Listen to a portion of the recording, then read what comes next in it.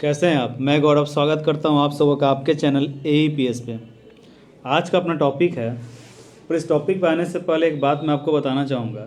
आप में से मैक्सिमम लोग जो भी लोग नोट्स लिए हैं, मैंने आपको बता दिया था कि आपके नोट्स में क्या क्या है, कौन से सब्जेक्ट का नोट्स है, किसका इम्पोर्टेंट क्वेश्चन है। मैंने उसका आपको वीडियो तक दिखा दिया था। उसके बाद आप जहाँ से लिंक पे क्लिक करते हैं वहाँ सारा कुछ लिखा हुआ है। फिर भी आप में से मैक्सिमम लोगों का यही कहना है कि सर ऐसा कैसे हो जाता है, सारा नोट्स चाहिए। तो जो है जितना है वो आपका वहीं पे अवेलेबल है। S9 का अगर और भी कुछ होता हिंदी के अलावा तो अपने पास में रख के हम क्या करेंगे। नहीं है, इसलिए आपका बस हिंदी अवेलेबल है। अगर होता तो आपको अवश्य हम देते। अपना आज का टॉपिक है कि देखिए, पेपर आप सभी लोग लिखते हैं। आप ऑलरेडी इंटरमीडिएट कर चुके हैं, आपका ग्रेजुएशन हो चुका है, तो पेपर लिखना और लिखने का तरीका दोनों में बहुत अंतर है। आपको यहाँ पर पेपर लिखने के ऊपर भी डिपेंड करता है कि आपका कितना मार्क्स आ रहा है। मैक्सिमम लोगों का राइटिंग अच्छा नहीं होता है, मैक्सिमम लोगों का एवरेज होता है। पर आपको ध्यान रखना है कि आपके पास में समय भी कम है, क्वेश्चन भी ज़्यादा है, लिखना भी ज़्यादा है, तो हम उसको किस प्रकार से रिप्रेजेंट करें ताकि आपका अच्छा नंबर लगे। देखिए, टीचर जब भी कॉपी आपका कोई चेक कर रहा है तो आप ऑलरेडी ये डिलेट कोर्स कर रहे हैं, तो जितने भी आपके रिसर्च वाले लोग हैं वही आपका पेपर देखेंगे। तो आप पेपर में किस प्रकार से रिप्रेजेंट कर रहे हैं वो इस बात को दर्शाता है कि सामने वाले बच्चे को नॉलेज है कि नहीं। क्योंकि आप शिक्षक बनने के दौर में, ये आपका सेकेंड ईयर है, अब आप इस समाज के भावी शिक्षक हैं। तो एक शिक्षक में और एक सामान्य विद्यार्थी में कुछ अंतर होती है, और वो अंतर आपका दिखना चाहिए आपके लिखने के पैटर्न में, वरना आप में और एक कॉमन विद्यार्थी में कोई अंतर नहीं रहेगा। तो आप समाज के भावी शिक्षक हैं, तो आइए समझते हैं वो 3 तरीकों को जिसको आपको लिखना है। सबसे पहले आपका जो क्वेश्चन है सो लॉन्ग, शॉर्ट और लॉन्ग में होता है। तो आप कोशिश कीजिएगा कि एक ही क्रम में, यानी कि पहले 1 को लिखिए, फिर 2 को, फिर 3 को, तो एक क्रम में लिखिएगा। पहला नंबर तो अपना ये हो गया कि एक ही क्रम में आपको लिखना है, ठीक। जो 5 नंबर वाला है उसका कोशिश कीजिएगा कि 1.5 पेज में कंप्लीट हो जाए, और 10 नंबर वाला भी आपका 3 से 4 पेज में जाए, उससे ज़्यादा नहीं जाए। 10 मिनट आपको दे देना है 5 नंबर वाले पे, मतलब कि टाइम को मैनेज करते हुए आपको लिखना है। ये तो आपका हो गया कि आपको किस प्रकार से लिखना है। इसके बाद हम लोग बात करते हैं कि लिखने का कहाँ से शुरुआत करेंगे और कैसे करेंगे।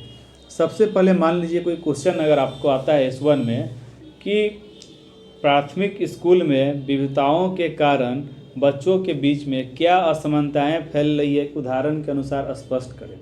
तो आप में से मैक्सिमम लोग क्या करेंगे कि वहाँ पे विविधता लिख देंगे और उसको पहले एक्सप्लेन करेंगे। नहीं, अगर आपसे एक नॉर्मल क्वेश्चन पूछे कि विविधता का अवधारणा स्पष्ट करें या टिप्पणी करें, तो आप इस काम को कीजिए।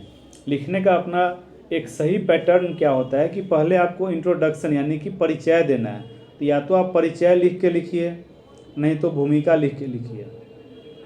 ये 2 वर्ड आप यूज कर सकते हैं पहले, या तो परिचय लिख के आप इंट्रोड्यूस कर दीजिए क्वेश्चन से, या भूमिका लिख के कर दीजिए, ठीक। उसके बाद आपको क्या करना है, व्याख्या करना है कि क्वेश्चन में आपको क्या क्या बताना है, किस प्रकार से किया जाता है, क्या भेदभाव है, क्या असमानताएं हैं, उस व्याख्या को आपको डील करना है बीच में। उसमें आप कोशिश कीजिए कि पॉइंट वाइज डील कीजिए। कैसे डील करना है आपको, पॉइंट वाइज, 1 नंबर में पॉइंट लिख दिए, हो गया। उसके बाद आपका विशेषता भी है तो आप लिख सकते हैं कि असमानता के कारण निम्नलिखित कारक जिम्मेदार हैं, उसमें से नंबर 1 अपना ऐसे हो गया। तो पॉइंट वाइज आपको डील करना है। जब आपका ये पूरा कंप्लीट हो जाएगा तो आपका शॉर्ट हो या लॉन्ग हो, सबसे लास्ट में क्या करेंगे, निष्कर्ष हम लोग लिख देंगे, कंक्लूजन, कि क्वेश्चन का मतलब क्या निकला। निष्कर्ष को लिखकर आपको वहाँ पे बताना है कि आप जो ऊपर में व्याख्या किए, आप भूमिका दिए, इंट्रोड्यूस करवाए, उस सारे बातों का क्या निचोड़ निकल रहा है, ठीक। 2 बात हमेशा ध्यान में रखिएगा, कभी भी बच्चे के लिए नेगेटिव बातें नहीं लिखिएगा, और कभी भी किसी भी गवर्नमेंट के पॉलिसी पे नेगेटिव टिप्पणी नहीं कीजिएगा। ये बात हमेशा ध्यान में रखिएगा।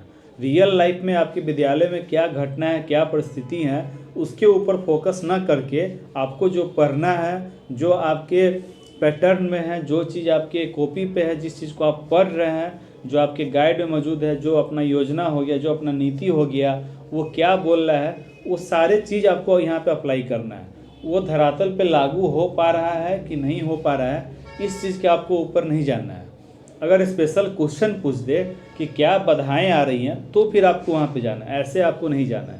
तो ध्यान रखिए कि सबसे पहला अपना इंट्रोड्यूशन मतलब कि भूमिका हो गया या परिचय हो गया, उसके बाद अपना व्याख्या हो गया, और उसके बाद अपना निष्कर्ष लिख के हम लोग इस 3 पैटर्न को आप हमेशा ध्यान में रख के ही आंसर दीजिएगा, ठीक।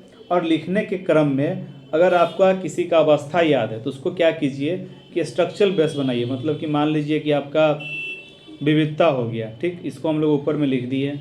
अब यहाँ से पॉइंट में हम लोग को डील करना है। तो ये क्या हो गया अपना क्षेत्र के आधार पर, धर्म के आधार पर, भाषा के आधार पर, पहनावा के आधार पर। तो ये अपना स्ट्रक्चर बेस बनाकर आप इस तरह से आप कर सकते हैं, स्ट्रक्चरल बेस बनाकर आप इसको डील कर सकते हैं। और इसमें अपना पहला क्या लिख दिए, क्षेत्र। अब नंबर 1 में हम क्षेत्र लिख देंगे और उसको फिर डील करेंगे। तो ये सारा कुछ पैटर्न है लिखने का जो आपके कॉपी को सुंदर बनाएगा, और देखने में सुंदर लगेगा तभी आपको अच्छा मार्क्स भी आएगा। क्लियर है? चलिए, बाद बाकी जिनको अभी भी नोट्स चाहिए नीचे डिस्क्रिप्शन में मैंने लिंक डाल रखा है, अगर आप चाहते हैं लेना तो आप ले सकते हैं। वरना देखिए नोट्स से क्या है कि आपको 4-4 पेज लिखना है, तो आपका नोट्स उतना आपके लिए महत्वपूर्ण नहीं है। फिर भी आपको किस प्रकार से लिखना है, एकदम सरल भाषा में नोट्स बना हुआ है, तो आप जाकर देख सकते हैं, ठीक। पर उसका जो है सो आपको तो करना ही पड़ेगा। अगर आपको व्हाट्सएप पे चाहिए तो आपका वहाँ पर ऑलरेडी मैसेज अवेलेबल है, वहाँ पे आप जो भी करना है, जो प्रोसेस है उस प्रोसेस को कीजिए और आपको वहाँ पे भी नोट्स मिल जाएगा। तो ये ओवरऑल बातें हो गई।